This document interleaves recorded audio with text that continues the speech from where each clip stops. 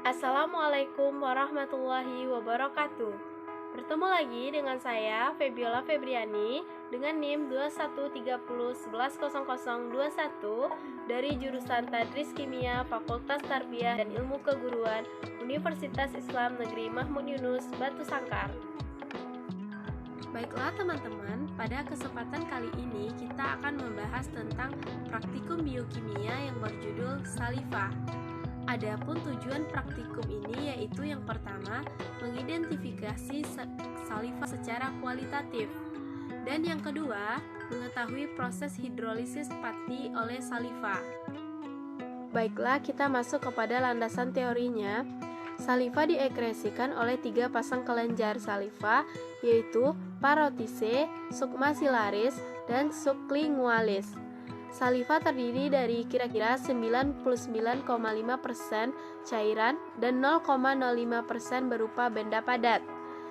Dan 2/3 dari benda padat tersebut terdiri dari bahan-bahan organik.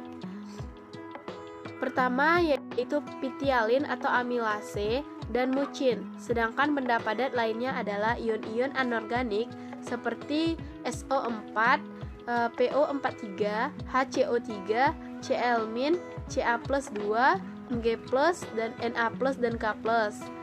Mucin di dalam air liur berfungsi sebagai pelincir rongga mulut dan membasahi makanan sewaktu dikunyah dan mempermudah makanan untuk ditelan. pH air liur. Selanjutnya kita masuk kepada alat dan bahan pada praktikum kali ini. Alatnya yaitu yang pertama gelas ukur, yang kedua gelas piala, yang ketiga pipet tetes. Pipet tetes itu berfungsi untuk memindahkan sampel dengan volume yang sedikit.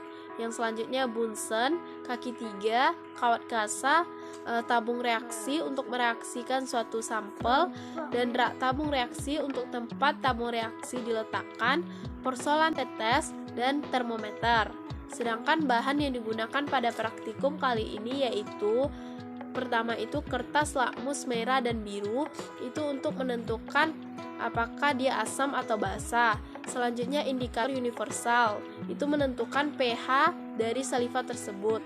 Selanjutnya regan biuret, yang selanjutnya itu saliva. Itu saliva kita yang dikumpulkan di dalam tabung reaksi lalu diuji. Selanjutnya itu yaitu larutan pati 1% dan larutan iodium dan reagen Benedict. Adapun pada praktikum kali ini kita melakukan 2 uji. Yang pertama itu uji sifat dan susunan salivah, di mana langkah kerjanya pertama, kumpulkan salivah ke dalam gelas piala kering, lalu lakukan percobaan dengan uji air liur dengan kertas lakmus dan merah dan biru. Itu kita memasukkan kertas lakmus merah dan biru ke dalam salivah. Nah, kita lihat perubahan warnanya, apakah lakmus merah dan biru itu berubah warna atau tidak. Jika hasil akhirnya biru, maka dia itu bersifat basa, dan jika hasil akhirnya merah berarti dia bersifat asam. Selanjutnya kita melakukan tes biuret.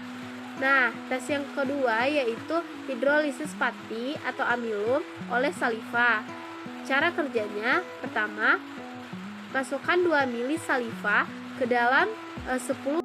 Selanjutnya uji yang kedua yaitu uji hidrolisis pati atau amilum oleh salivah. Langkah kerjanya yaitu pertama, masukkan 2 ml salivah ke dalam 10 ml larutan pati 1% pada tabung reaksi dan diaduk.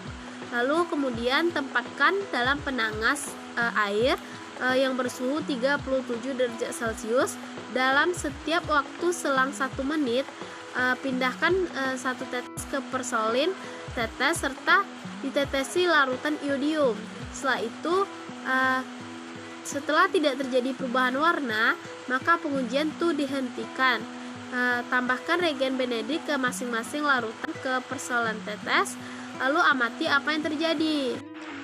Nah, selanjutnya itu pembahasan dari praktikum yang kami lakukan, yaitu untuk uji pertama mendapatkan hasil yaitu pada lakmus merah berubah menjadi biru dan lakmus biru itu tetap berwarna biru. Itu artinya saliva tersebut bersifat basah, yaitu di mana lakmus merah berubah menjadi biru dan biru tetap biru. Adapun pH yang kami dapatkan yaitu pH 9. Nah, sesuai dengan teori, pH dari basah itu di atas 7.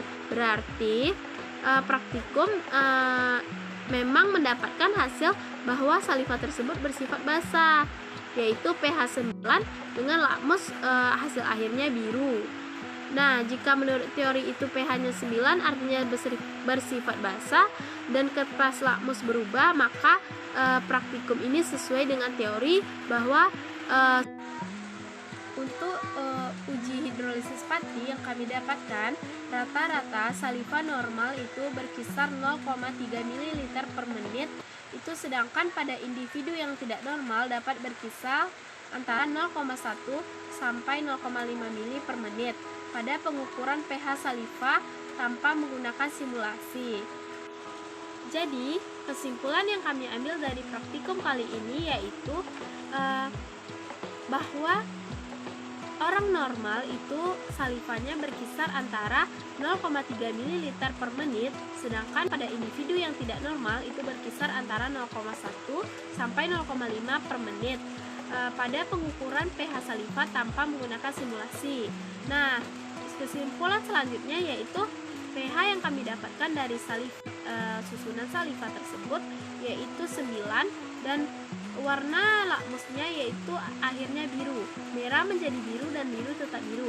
Itu artinya kertas lakmus tersebut menandakan bahwa saliva tersebut bersifat basah dengan pH-nya yang 9.